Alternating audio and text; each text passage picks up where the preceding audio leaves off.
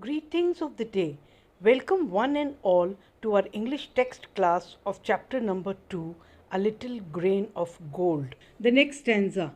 Ah, what a kingly jest was it to open thy palm to a beggar to beg. I was confused and stood undecided, and then from my wallet I slowly took out the least little grain of corn and gave it to thee. The last word of this stanza, children, thee, again here means you. Now, this gesture of the royal man on the golden chariot, of holding out his palm, begging for alms, forced the beggar to think as if it was a royal joke. At last, with a very heavy heart, he gave the king least little grain of corn from his small bag, which left him utterly confused and shocked. The last and the most beautiful stanza, conveying a very powerful message, goes like this.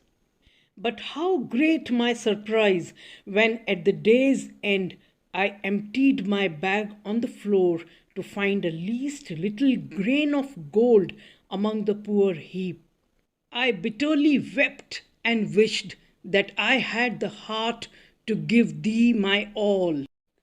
At the end of the day, when the beggar returned home and emptied his bag, to his amazement there was a small grain of gold among his alms. He realized that the grain of gold was of the same size as that of the grain of corn that he had handed over to the king. Now he regretted, thinking that if he had been generous enough to hand over to the king all that he had, the king would have rewarded him tenfold. He also realized that it was none other than God Himself in the disguise of the king. He had missed a golden opportunity to get away from his poverty only due to his selfishness.